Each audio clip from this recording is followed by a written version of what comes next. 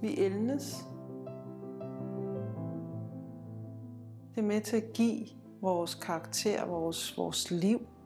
Det er jo vores livslinje, vi bærer på. Og det er det samme med diamanterne. Du kan se hele stenens livslinje, og du kan se stenens indeslutninger, som jo i det normale diamantsprog jo bliver kaldt for stenens fejl. Og det er jo det, de prøver at skjule, når de sliber en diamant. Men det er det, vi ligesom ærer og respekterer herinde, som vi synes er det, der gør stenen endnu mere interessant. Der er nødt til at være en eller anden form for skævhed eller noget, der er anderledes ved tingene.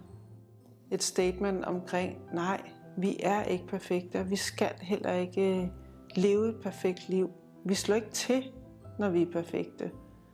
Og det er en kæmpe lettelse for mange mennesker, tror jeg også, at finde ud af det her med, at det uperfekte faktisk er endnu mere interessant.